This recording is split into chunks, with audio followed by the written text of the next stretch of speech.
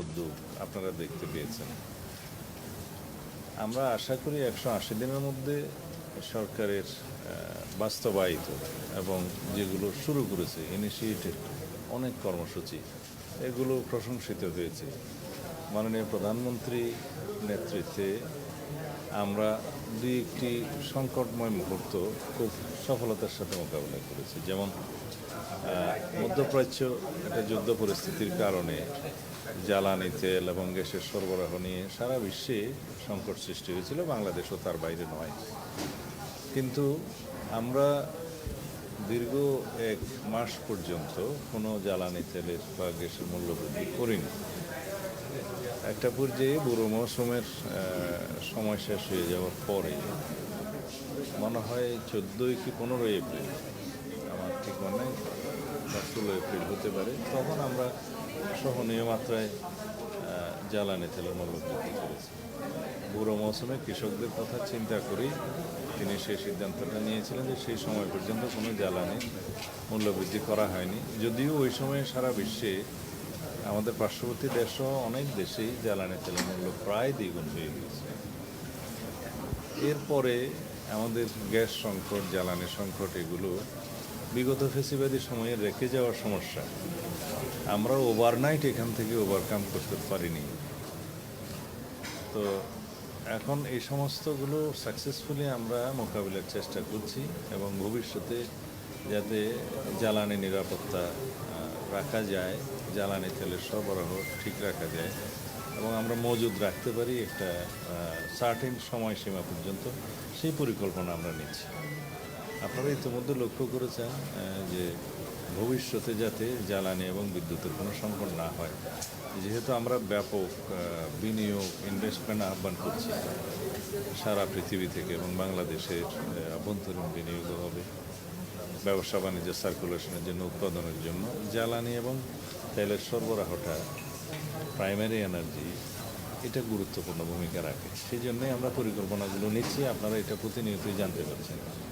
আমরা মাতারবাড়ি গভীর সমুদ্র বন্দর মাননীয় প্রধানমন্ত্রীর নেতৃত্বে ভিজিট করতে গিয়েছিলাম। সেখানে আমরা ল্যান্ড বেস এলএনজি টার্মিনাল করার বিষয়ে আমরা সিদ্ধান্ত নিয়েছি, মাননীয় প্রধানমন্ত্রী সিদ্ধান্ত দিয়েছেন। এবং নিশ্চয়ই আপনারা জেনেছেন ইতিমধ্যে আরেকটি এফএসআরও স্টাবলিশ করার জন্য এই মহেশখালী একটা সার্টেন জায়গায় সিলেকশনের জন্য জরিপ চলছে এবং সিদ্ধান্ত হয়েছে এখানে G2G ভিত্তিতে আরও একটি এফএসআরও, 2টা এফএসআরও নির্মাণ করা হবে। তো এখন যে এফএসআরওগুলো আছে সেগুলো একটা সামিটের আর একটা এক্সিলারেট এনার্জির সম্ভব। তো এগুলো মাঝে মধ্যে বিভিন্নভাবে যান্ত্রিক ত্রুটি দেখা দেয় বা বিভিন্ন রকম সমস্যা দেখা দিলে সরবরাহ বিঘ্নিত হয়।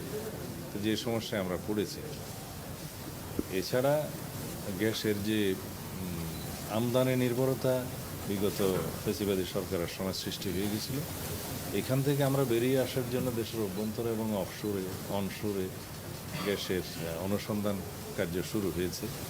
তাতে করে আগামী কয়েক বছরের মধ্যে আশা করা যায় ইনশাআল্লাহ আমরা আমাদের নিজস্ব সম্পদেই এই গ্যাসের সমস্যাটা সমাধান করতে পারব।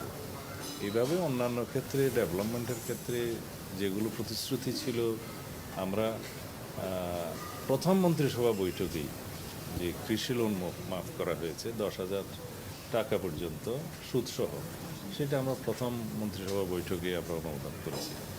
এর বাইরে ফ্যামিলি কার্ড, কৃষক কার্ড এবং ইমাম মুয়াজ্জিনদের সহ অন্যান্য উপাসনালয়ের ধর্মাবলম্বীদের যে উপাসনালয়ের কর্তা, তাদেরকে অনুদান দেওয়া, রাষ্ট্রীয় স্বীকৃতি দেওয়া, এর বাইরে ক্রীড়াবিদ, সংস্কৃতিজীবীদেরকেও স্বীকৃতি দেওয়া রাষ্ট্রীয় ভিত্তিতে, এগুলো আমরা শুরু করেছি। কোনো কোনো ক্ষেত্রে প্রতিপালন অধিকাংশ হয়েছে।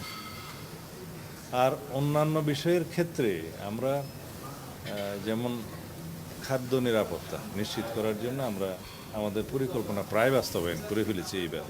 আমি খাদ্য প্রকিউরমেন্ট কমিটির, জাতীয় কমিটির সভাপতি হিসেবে সিদ্ধান্তগুলো দিয়েছি এবং আমাদের খাদ্য নিরাপত্তা বিল্ড হয়েছে।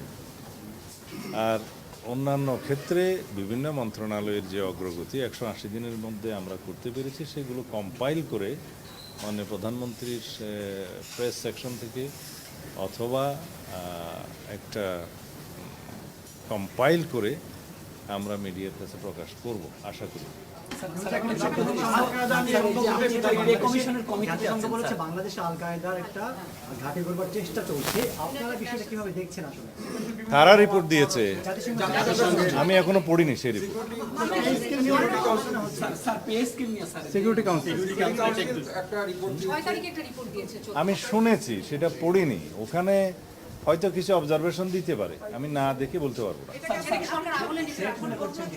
আমরা এগুলো আমলে নিচ্ছি না, রিপোর্টও এখনো পড়িনি। তাছাড়া আমি যতটুকু শুনেছি পত্রিকান্তরে, সেটা ওখানে বলা হয়েছে যে তারা একটা এজিউম করেছে, একটা অনুমান করেছে যে এরকম হতে পারে। তো অনুমান নির্ভর কোনো রিপোর্টের উপর আমরা দেখি। আপনাকে কি অন্য কোনো দপ্তরে দেখছি কিনা এরকম একটা গুঞ্জন শোনা যাচ্ছে। আমিও গুঞ্জন শুনছি।